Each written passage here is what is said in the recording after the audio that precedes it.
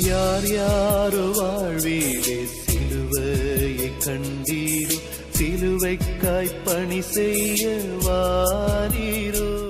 ஆண்டவரும் இரட்சகருமாகிய இயேசு கிறிஸ்துவின் நாமத்தினாலேயும் நெகேமியா நியூ ஜெனரேஷன் பார்ட்டேக்கர் மூமெண்ட் என்ற மிஷனரி இயக்கத்தின் சார்பிலே உங்கள் எல்லாருக்கும் அன்பான வாழ்த்துக்களையும், எழுந்து கட்டுவோம் வாருங்கள் என்கிற நிகழ்வுக்கு உங்களை அன்போடு கூட வரவேற்கிறேன். NGPM நெகேமியா நியூ ஜெனரேஷன் பார்ட்டேக்கர் மூமெண்ட் என்பது SMPM இயக்கத்தின் துணை நிறுவனம்.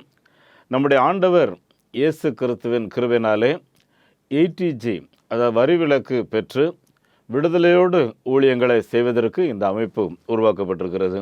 தேவனின் நற்செய்தியை ஒரு 70 பேர் கொண்ட குழுவாக பாரத தேசத்துக்கு அறிவிக்கிற பணியில் ஈடுபட்டிருக்கிறோம். இது ஒரு சபையும் அல்ல, எந்த சபைக்கு சொந்தமானதும் அல்ல, மாறாக அனைத்து சபை கிறிஸ்தவர்களையும் ஒரு மிஷனரி தரிசனம் பெற்ற ஒரு கிறிஸ்தவ குடும்பங்களாய் உருவாக்க வேண்டும்.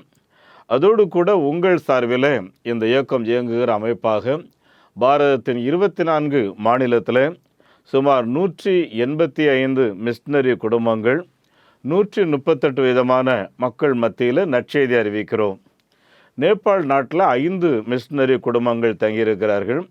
இதுவரையிலையும் செய்த மிஷனரி பணியின் விளைவாக சுமார் 2860 பேர் முதல் தலைமுறை கிறிஸ்தவர்களாக திருமுழுக்கு எடுத்து 366 கிராமங்களிலே கிறிஸ்துவை ஆராதிக்கிறார்கள். ஆராதனைகள் வீடுகளிலேயும் தெருக்களிலேயும் மலை ஓரங்களிலேயும் நடைபெறுகிறது. இதுவரையிலேயும் 17 ஆலயம் கட்டி முடித்திருக்கிறோம். 12 இடங்களில் கட்டுமான வேலை நடந்து கொண்டிருக்கிறது. 55 இடங்களில் ஆலயம் கட்டுவதற்கு அஸ்திபாரம் போட்டு ஸ்பான்சர் எதிர்பார்த்து காத்திருக்கிறோம். இந்த மாத இறுதியில் குஜராத்தில் ஒரு ஆலயமும் இமாச்சல் பிரதேசத்தில் ஒரு ஆலயமும் பிரதிஷ்டை இருக்கிறது. அடுத்த மாதத்துலேயும் 2 ஆலயம் பிரதிஷ்டை இருக்கிறது. ஒரு மாதத்திற்கு 2 ஆலயத்தை எப்படியாலும் கட்டி பிரதிஷ்டை செய்ய வேண்டும் என்று ஒரு இலக்கு நிர்ணயித்திருக்கிறோம். ஒரு வாரத்திற்கு சராசரியாக 1 அல்லது 2 சபைகள், ஒரு மாதத்திற்கு 10 புதிய சபைகளை ஆண்டவர் உருவாக்கும்படி நம்மை நடத்தி கொண்டிருக்கிறார். அருமையானவர்களை, இந்த மிஷனரி ஊழியத்தை துடிப்போடு செய்வதற்கு எங்கள் மத்தியிலே இன்னும் 150 அப்ளிகேஷன்ஸ் காத்திருக்கிறது. அதோடு கூட 250 குழந்தைகள் படிக்கிறார்கள். இன்னொரு 1000 குழந்தைகள் எங்களையும் படிக்க வையுங்கள் என்று விண்ணப்பித்திருக்கிறார்கள். அருமையானவர்களே, ஒரு மிஷனரி ஸ்பான்சர்ஷிப்புக்கு 3000 ரூபாய், ஒரு ஆதிவாசி குழந்தைக்கு 600 ரூபாய், மிஷனரிகளுடைய குழந்தைக்கு 1000 ரூபாய் ஸ்பான்சர்ஷிப் வாங்குகிறோம். அதோடு கூட ஆலயம் கட்டுவதற்கு ஒரு சதுரடிக்கு 1000 ரூபாய், 800 சதுரடியில் கட்டுவதற்கு 7 லட்சம் ரூபாய், 1000 சதுரடியில் கட்டுவதற்கு 8 லட்சம் ரூபாய் என்று வாங்குகிறோம். கச்சா ஆலயம் 3 லட்சத்துக்கு 5 லட்சத்துக்கு கட்டுகிறோம். ஜெர்மனிக்கிடுங்க. மாதந்தோறும் ஆத்மாவை தேடி என்கிற ஒரு தமிழ் பத்திரிகையை இயேசு கிறிஸ்துவனுடைய வருகைக்கு ஒவ்வொரு கிறிஸ்தவர்களும் தங்களை தகுதிப்படுத்தி ஆயத்தப்படுத்தி மற்றவர்களையும் ஆயத்தப்படுத்த வேண்டும் என்று எசேக்கியேல் 38:7 எழுதியிருக்கிற வாக்கியத்தின் அடிப்படையில் இந்த பத்திரிகை தயாரிக்கிறோம். எங்களுக்காக நீங்களும் ஜெபித்து கொள்ளுங்கள். இந்த மிஷனரி பணியில் ஒரு பார்ட்னர்ஷிப் நீங்கள் வைத்து கொள்ளும்படி அன்போடு கூட கேட்கிறேன். ஒரு நாள் நாம் ஆண்டவரை சந்திக்கும்போது, உனக்காக நான் மரித்தேனே, எனக்காக நீ என்ன செய்தாய் என்று சொல்லி கேட்பார். நாம் சந்திக்கும்போது ஒன்றுமே செய்யலையே சொல்லி வெறுங்கையோடு நம்ம யாருமே ஆண்டவரிடத்துல போய் நிற்கக்கூடாது. தேவை நிறைந்த பெரிய தேசத்தில் இருக்கிறோம். நம்ம நாட்டில் இருக்கிற ஒவ்வொருவரும் மன நிம்மதி இல்லாதபடி சமாதானத்தை தேடி அலைகிறார்கள். அருமையானவர்களே, நம்முடைய நாட்டு ஜனங்களுக்கு மெய் சமாதானம், மெய் நிம்மதி இயேசு கிறிஸ்துவில் இருக்கிறது என்பதை நாம் சொல்லி ஆக வேண்டும். ஜனங்களுக்காக ஜெபிக்கும்போது விடுதலை நடக்கிறது. அருமையானவர்களே, பஞ்சாப் மாநிலத்தில் குலாவர் என்கிற ஒரு சகோதரி எழும்பி சாட்சி சொல்லும்போது, எங்களுடைய குடும்பமே குப்பை, பிள்ளைகள் குடி, கணவர் வேலைக்கு செல்வதில்லை, இப்படி குப்பை மேட்டில் இருந்த அந்த குடும்பத்தை இயேசு வந்தார், சந்தித்தார். நான் தேவாலயத்தை சென்று அவரை உறுதியாக பிடித்து ஜெபம் பண்ணினேன். பிள்ளைகளுடைய வாழ்க்கை மாறியது. கணவர் வேலைக்கு செல்ல ஆரம்பித்தார். இயேசு குப்பையாக இருந்த எங்களை கோபுரமாக மாற்றியிருக்கிறார். அதே போல் மன்தீப் சிங் ஒரு பயங்கர குடிகாரர். எப்போ பார்த்தாலும் சாராய பாட்டில் கையில் வச்சுருப்பார். கையில் அந்த கத்தி எடுத்து வர்றவங்களாம் குத்துறக்கு நிற்பார். இப்படிப்பட்ட மனிதருடைய குடும்பத்தில் அந்த அம்மாவுக்கு திடீர்னு ஒரு கேன்சர், உடனடியாக மரித்து போய் விடுவார்கள் என்று சொன்னார்கள். அந்த நேரத்தில் தான், ஐயோ நான் தனித்து விடப்பட்டு விடுவேனே, யார் இந்த மனைவிக்கு அற்புதத்தை செய்வார்கள் என்று அலையும்போது இயேசு அந்த மகனை தேடிச் சென்றார். இப்பொழுது குடியை விட்டுவிட்டு நாங்கள் அங்கே போயிருக்கும்போது ஆடல் பாடலோடு கூட எங்களை வரவேற்றார்கள். அன்பானவர்களை, இப்படி புதிய வாழ்வை புதிய விதத்தில் கொடுப்பதற்கு ஆண்டவருடைய சத்தியம் நம்ம நாட்டு மக்களுக்கு தேவை. ஆகவே இந்த 2024 முடிவதற்குள்ளாக இன்னும் 50 ஊழியர்களை எடுத்து அனுப்ப வேண்டும். ஒரு 100 குழந்தைகளை படிக்க வைக்க வேண்டும். குறைந்தபட்சம் ஒரு 3000 பேருக்காவது பேப்டிசம் கொடுக்க வேண்டும். குறைந்தபட்சம் ஆண்டவர் சித்தமானால் 24 கிராமங்களில் ஆலயங்கள் கட்டிவிட வேண்டும். எங்களுடைய மிஷினரி தரிசனத்திற்கு, எங்களுடைய திட்டத்திற்கு உங்களுடைய பங்குகள் தான் என்ன என்பதை சற்று தீர்மானியுங்கள். தேவை நிறைந்த தேசம், தேவை சந்திக்கிற ஆண்டவர் ஆயத்தமாக இருக்கிறார். என் அன்பானவர்களே, இந்த மாபெரும் மிஷினரி பணியில் கடன் கொடுங்கள். வெஸ்ட் பெங்காலில் போயிருக்கும்போது அல்குசா கிராமத்தில் சகோதரி சபோதனா 8 பிசாசுகள் பிடித்து அலக்களிக்கப்பட்டிருந்தார்கள். அந்த சகோதரிக்காய் ஜெபம் பண்ணும்போது விடுதலை பெற்றார்கள். இன்றைக்கு சிரித்த முகத்தோடு அசுத்தாவினால் அலக்களிக்கப்பட்டிருந்த எனக்கு இயேசு புது வாழ்வை தந்திருக்கிறார் என்று சாட்சி பகிர்றேன். இப்படி நிறைய சாட்சிகள் வைத்திருக்கிறேன், சொல்கிறதுக்கு நேரம் இல்லை. ஜோமணிகளுங்க, அருமையானவர்களே, கடைசி காலம். ஆண்டவருக்காக ஆலயம் கட்டுங்க. விடுதி கட்டுறதுக்கு முன்வாங்க. 15க்கு 10 ஒரு விடுதி கட்டுறதுக்கு, ஒரு ஆள் கட்டுறதுக்கு 1 லட்ச ரூபாய் தேவை. உங்கள் சார்பில் உங்கள் பேரை எழுதி வைத்து அங்கே ஜெபம் பண்ணுவார்கள். அருமையானவர்களே, இந்த மிஷினரி பணியில் எல்லாரும் வாங்க எங்களுக்கு மிஷினரி அனுப்புங்கன்னு சொல்லி கேட்காங்களேன்னு நிறைய பேர் கேள்வி கேட்காங்க. நான் உங்களுக்கு சொல்கிற ஒரே பதில், வாருங்கள், எங்களுடைய பணித்தலங்களை வந்து பாருங்கள். ஊழியங்கள் நடக்கிறது, மக்கள் ஞானஸ்நானம் படுகிறார்கள், புதிய கிராமங்களில் சபைகள் உருவாக்கப்படுகிறது. வந்து பார்த்து இந்த ஊழியங்களை ஆதரியுங்கள். எங்களுடைய வங்கி எண்ணை குறித்து வைத்துக் கொள்ளுங்கள்.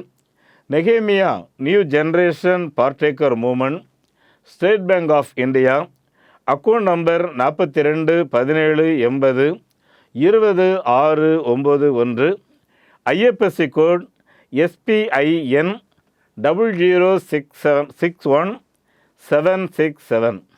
அதேபோல் salvation mission partaker movement, south Indian bank 08860 73 000 169, IFSC code SIPL 0000886. எங்களுடைய தொலைபேசி எண் 9043 867550 9447375550. ஆண்டவராகிய இயேசு கிறிஸ்துவின் நாமத்தில் இந்த ஊழியங்களில் ஈடுபடுங்கள். ஆண்டவர் உங்கள் குடும்பங்களை 1000 கனம் பண்ணுவார். அருமையானவர்களே, இந்த நாளில் உங்களோடு கூட விசுவாசத்தினாலே தேவனுடைய பிள்ளைகள் பெரிய காரியங்களை சாதித்தார்கள் என்பதை குறித்து ஒரே ஒரு மனுஷனுடைய வாழ்க்கையை உங்கள் முன்னால் வைக்க விரும்புகிறேன். அவர் பெயர் யோசுவா. யோசுவா அவர் பொறுப்பு எடுக்கும்போது மிகவும் பயந்து நடுங்கினார், தத்தளித்து கொண்டிருந்தார். ஏனென்றால் அவ்வளோ பெரிய தேவனுடைய மனுஷனாகிய மோசேயின் கையில் இருந்த பொறுப்பு என்னுடைய கையில் இருக்கிறதே என்று தவிக்கும்போது ஆண்டவர் அந்த யோசுவாவை திடப்படுத்தினார். யோசுவாவை பார்த்து சொன்னார், நியாயப்பிரமாணத்தில் எழுதியிருக்கிற வேத வசனத்தை வாசித்து அதை கடைபிடிக்கிறதற்கு நீ ஜாக்கிரதையாக இருப்பாய் என்றால், இரவும் பகல் அதையே தியானித்து கொண்டிருப்பாய் என்றால், இந்த பூமியில் நீ உயிரோடு இருக்கிற நாள் வரையிலும் ஒருவனும் உன்னை எதிர்த்து நிற்பதில்லை என்று சொன்னார். தேவன் சொன்ன வார்த்தையை யோசுவா அப்படியே நம்பி இருந்தார். அவருடைய விசுவாச கண்களினாலே பார்த்தார். அவருடைய விசுவாசத்தினாலே பெரிய காரியங்களை செய்தார். அருமையானவர்கள், யோசுவா 6வது அதிகாரத்தின் 2ஆம் வசனத்தில் ஆண்டவர் யோசுவாவை பார்த்து ஒரு காரியத்தை சொல்கிறார். யோசுவாவே, எரிகோவையும் அதன் ராஜாவையும் யுத்த வீரரையும் உன் கையிலே ஒப்பு கொடுத்தேன் என்று சொல்லுகிறார். ஒப்பு கொடுப்பேன், நீ யுத்தம் பண்ணின பின்பு உன் கையில் கொடுப்பேன் அப்படின்னு சொல்லலை, ஏற்கனவே உன் கையில் கொடுத்து விட்டேன் என்கிறார். என் அன்பான தேவனுடைய பிள்ளையே, எபேசியர் 1:3 எழுதியிருக்கு, உன்னதங்களில் உள்ள சகல ஆசீர்வாதங்களாலும் தேவன் அவருக்கு பயந்த பிள்ளைகளை ஆசீர்வதித்திருக்கிறார். அப்படின்னா நீங்கள் தேவனுடைய பிள்ளைகளாக இருந்தால் இந்த பூமியில் மரம் வச்சவர் தண்ணீர் பாய்க்காம விட மாட்டார் இல்லையா? உங்களுடைய தேவை என்ன என்பது அவருக்கு தெரியும். ஆகவே தேவனுடைய பிள்ளைகள் தேவனை எப்பொழுதும் துதித்து மகிமைப்படுத்த வேண்டும். ஒரு பெரும் தொழிலதிபரை சந்தித்தேன். அவர் ரட்சிக்கப்பட்டு பேப்டிஸ்ட் எடுத்த கிறிஸ்தவர் கிடையாது என்றாலும் சர்வ வல்லமையுள்ள ஆண்டவர் இயேசுவின் மேலே அளவு கடந்த பற்று வைத்து அவர் சொல்வார், நாம் எல்லாரும் கடவுள்கிட்ட போய் பிச்சை கேட்குற மாதிரி கேட்குறோம். அவர் நமக்கு கொடுத்துருக்கிற ஆசீர்வாதங்கள் ஏராள ஆசீர்வாதங்கள்.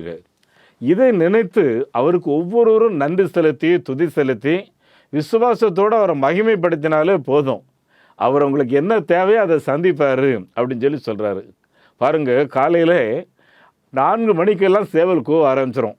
அப்புறம் ஒவ்வொரு பறவைகளாக கூவும். அதுவும் தேவன் தந்திருக்கிற குரலிலே தேவனை அதிகாலையிலே மகிமைப்படுத்துகின்றன. அதிகாலையில் போய் பூச்செடிகளை பாருங்கள், அழகாக பூத்து தேவனுடைய மகிமை வெளிப்படுத்தி கொண்டிருக்கும். அன்பான தேவனுடைய பிள்ளைகளை, இத்தனை காரியங்கள் இயற்கையாகவே நடக்கும்போது அவரை துதிப்பதற்காகவே மகிமைப்படுத்துறதுக்காகவே உருவாக்கப்பட்ட மனுஷனாகிய நாம் மட்டும் நல்ல பெட்ஷீட் எடுத்து போத்தி தூங்கிட்டு இருக்கிறோம். யோசித்து பாருங்கள், அதிகாலையில் என்னை மகிமைப்படுத்துகிறவன் என்னை கண்டடைவான் என்று வேதம் சொல்கிறது. என் அன்புக்குரியவர்களை, இந்த யோசுவா எந்த காரியத்தை செய்வதாக இருந்தாலும் தேவ சித்தம் என்ன, அவருடைய நடத்துதல் என்ன என்று கேட்கும்போது தேவன் இறங்கி அவருக்கு பதில் கொடுத்து விடுவார். அப்படி தான் இப்பொழுது எரிகோவையும் அதன் ராஜாவையும் அந்த ஜனங்களை உன் கையில் நான் ஒப்பு கொடுத்து விட்டேன் என்று ஆண்டவர் சொல்லுகிறார். என் அன்பான தேவனுடைய பிள்ளையை, ஆண்டவர் சொன்ன வார்த்தையை யோசுவா அப்படியே விசுவாசிக்கிறார். காரணம் என்னவென்றால், ஏற்கனவே யாத்திராகமம் 14:14 ஆண்டவர் சொல்லியிருக்கிறார், கர்த்தர் உங்களுக்காக யுத்தம் பண்ணுவார், நீங்கள் சும்மா இருப்பீர்கள் என்று சொல்லுகிறார். என் அன்பானவர்களே, நான் நல்லது தான் செய்கிறேன், ஏன் எனக்கு மட்டும் இவ்வளோ போராட்டம், ஏன் என்னை மட்டும் புதுசாக அந்த போராட்டங்கள் தாக்குதுன்னு சொல்லி நீங்கள் பேசிக்கொண்டிருக்கலாம். ஒன்றை கவனித்து கொள்ளுங்கள், உங்களை அடுத்த ஸ்டெப்புக்கு தூக்குறதுக்காகத்தான் ஆண்டவர் விட சில போராட்டங்களை அனுமதிக்கிறார். ஆகவே அடுத்த ஸ்டெப் முன்னால் இருக்குது பார்த்தீங்களா, அதை உங்களுடைய கண்களை பார்த்து தேவனை மகிமைப்படுத்துங்கள், துதியுங்கள். அருமையானவர்களே, கிறிஸ்துவுக்காக இரட்ச சாட்சியாக மரித்த ஜான் கிறிஸ்ட்ரோம் என்பவர் சொல்கிறார், அவர் கிறிஸ்துவுக்கு இரத்த சாட்சியாக மரித்தவர். அவர் என்ன சொல்கிறார் பாருங்க, யுத்தமின்றி மேற்கொள்ளலாம், மோதலின்றி கிரீடம் சூடலாம் என்று நீங்கள் நினைத்தால் நீங்கள் நிச்சயமாகவே கிறிஸ்துவின் போர் வீரர் அல்ல என்று சொல்லுகிறார். என் அன்புக்குரிய தேவனுடைய பிள்ளைகளே, கிறிஸ்துவின் போர் வீரர்கள் என்பவர்கள் எபேசியர் 5வது அதிகாரத்தில் எழுதியிருக்கிறபடி சர்வ ஆயுதங்களை தரித்தவர்களாக, இரட்சண்யம் என்னும் தலை சீராவை அணிந்து கொண்டவர்களாக, எப்பொழுதும் யுத்த களத்தில் நிற்கிற போர் வீரர்களைப் போல நிற்க வேண்டும். காரணம் என்னவென்றால், எவனை விழுங்கலாமோ என்று பிசாசானவன் கட்சிக்கிற சிங்கம் போல சுற்றி சுற்றி வருகிறான் என்று 1 பேதுரு 5:7 வாசிக்கிறோம். அப்படின்னா பேதுரு தொடர்ந்து என்ன சொல்கிறாரு, இந்த பிசாசை எதிர்த்து நில்லுங்கன்னு சொல்கிறாரு. அவன் அப்போ உங்களை விட்டு ஓடி போவான்னு சொல்கிறாரு. ஏன்னா கொலோசியர் 2:13 படி இயேசு கிறிஸ்து இந்த சாத்தானை சிலுவையில் ஆணி அடித்து அவனை ஏற்கனவே தோற்கடித்து விட்டார். அப்படி இருக்கும்போது ஜான் கிறிஸ்ட்ரோம் சொன்னது போல, அருமையானவர்களே, இரத்த சாட்சியாக மரித்து அவர் சொல்கிறது போல, யுத்தமின்றி மேற்கொள்ளலாம், மோதலின்றி கிரீடம் சுடலாம் என்று நீங்கள் நினைக்காதபடி, என்ன யுத்தங்கள் வந்தாலும் சரி, என்ன மோதல்கள் வந்தாலும் சரி, நான் தலை நிமிர்ந்து நிற்பேன் என்று தைரியமாக நிற்க வேண்டும். ஆண்டவர் மேலும் யோசுவாவை பார்த்து சொல்லும்போது, நான் உன்னை விட்டு விலகுவதும் இல்லை, உன்னை கைவிடுவதும் இல்லை என்று அவர் யோசுவாவை திடப்படுத்தினார். ஆண்டவர் உங்களுக்கு ஒரு வெற்றி வைத்திருக்கிறார், அதை மட்டும் பாருங்கள். தலைகளை தாழ்த்தி ஜெபிப்போம். எங்கள் மத்தியிலே பிரசன்னராக இருந்து யோசுவாவுக்கு நீங்கள் சும்மா இருப்பீர்கள், நான் உங்களுக்காக யுத்தம் பண்ணுவேன் என்று சொன்ன ஆண்டவர் எரிகோவையும் அதன் ஜனங்களையும் அதன் ராஜாவையும் உன் கையில் ஒப்பு கொடுத்து விட்டேன் என்று சொன்னவரே, இப்பொழுது இந்த வார்த்தைகளை கேட்டுக்கொண்டிருக்கிற உம்முடைய பிள்ளைகளுக்கு விரோதமாக இருக்கிற சாத்தான்கள், போட்டி பொறாமைகள், வஞ்சிக்கிற ஆவிகள், சில பெரிய பொல்லாத மனிதர்களுடைய மிரட்டல்கள், நாளைக்கு என் தேவைக்காக என்ன செய்வோம் என்று சொல்லி ஆண்டவரை உடைந்து நலிந்து சோர்ந்து போய் கிடக்கிற உம்முடைய பிள்ளைகளை, அன்றைக்கு எலியாவை ஒரு காகத்தை கொண்டு தட்டி எழுப்பின ஆண்டவர், சோர்ந்து போய் சூறைச் செடியின்களை படுத்து கொண்டிருந்த எலியாவை தேவதூதனை அனுப்பி தட்டி எழுப்பின ஆண்டவர், உம்முடைய பிள்ளைகளை தட்டி எழுப்பும். கர்த்தராகிய இயேசு கிறிஸ்துவின் நாமத்தில் இந்த ஜெபத்தை கேட்கின்றோம் பிதாவே, ஆமென்.